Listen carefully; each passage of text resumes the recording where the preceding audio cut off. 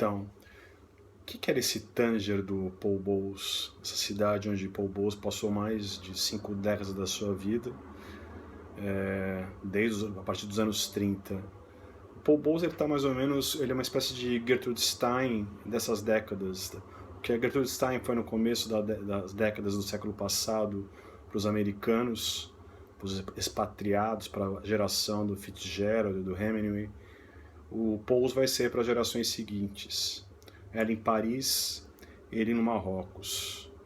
Há um cruzamento entre as duas histórias, né? O Bowles, com 18 anos, faz 18 anos, pega um navio, atravessa o Atlântico, vai parar em Paris, passa lá uma temporada de uns 3 meses, conhece a Gertrude nesse momento, e dizem que ela até deu como sugestão a ele abandonar a poesia, foi o primeiro gênero onde ele começou a se dedicar, né? Ele vai reencontrar ela em outros momentos, mas a partir dos anos 30 começa a fazer essas peregrinações por boa parte do mundo, vai para a Ásia, vai para a América Central, vai para a África.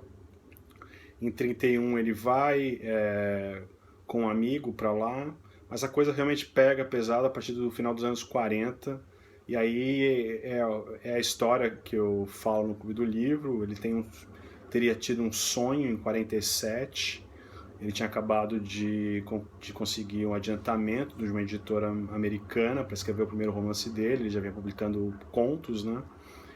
E ele sonha com um lugar que, na verdade, ele depois, quando ele acorda, ele percebe que é o Tanger. E aí resolve ir pro Tanger em 47 com a Jane, né, com a Jane Bowles, a esposa dele. E eles vão para lá e passam a viver na cidade por um período, e é onde ele vai escrever O Céu que Nos Protege. Nesse ambiente ele vai se fixar.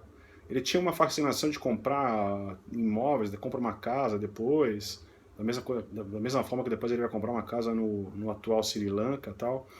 E na verdade ele compra uma ilha no Sri Lanka depois. Ele tinha uma certa fascinação por propriedades, mas vive em diversas casas, e ele vai começar, e essas casas começam a virar uma espécie de polo de atração para uma série de americanos. A gente não pode esquecer que a gente está falando de um Marrocos, ou especificamente do Tanger. O Tanger era uma espécie de, praticamente uma comunidade autônoma, era uma zona internacional, ela que era comandada por vários países, no princípio pela Espanha, pela França, pelo Reino Unido, e depois outros países entram nessa equação.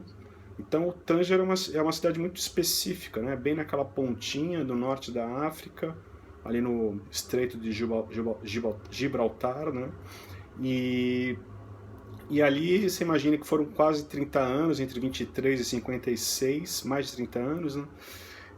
Onde você tem uma situação muito específica. Tem uma permissividade sexual que não era normal na Europa daquele período. Você tem drogas, você tem uma certa liberdade para os estrangeiros. Vira uma espécie de paraíso ali, um lugar quente, onde você podia fugir dos invernos rigorosos, tanto nos Estados Unidos quanto na Europa.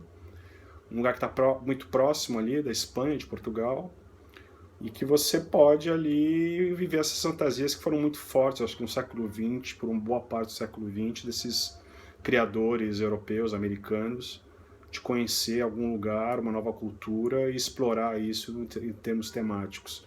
Acho que talvez ninguém melhor do que o Bowles fez isso. E nessa rota de atração que ele acaba estabelecendo nesse período, nesse lugar, você vai passar por essa casa, por essas casas, né? Primeiro num hotel, né? Hotel Al-Fahar, você vai ter ali Tennessee Williams, você vai ter Gore Vidal, você vai ter depois, já nos anos 50, você tem peregrinações de beatniks à procura do Bowles, como se fosse um grande norte aí para eles. Primeiro o Burroughs, depois Ginsberg, depois Corso, depois Kerouac, todos vão procurar o Bowles, vão atrás de Bowles no Marrocos. E então você vai ter aí realmente uma geração imensa. Se ainda for pensar pintores, gente que não teve tanto destaque quanto esse que eu estou citando, você tem uma quantidade imensa de artistas que vão atravessar o Atlântico à procura do Bowles como um grande anfitrião alguém capaz de mostrar, né, o que é aquele norte da África, o que é a vida no Saara, a vida daquelas tribos de nômades, de todo aquele tipo, aquele cenário, aquela geografia que ele tão bem vai desenhar nos seus romances. Fica aí, acho que como um tremendo personagem em termos um grande agregador cultural, artístico, um homem muito generoso e um período onde o Marrocos parece que realmente uma ligação de grande fascinação com artistas. A gente vai ter ainda Francis Bacon passando um período no Marrocos, você tem compositores, você tem uma série de gente, de pessoas importantes que vão estar naquele período. É isso.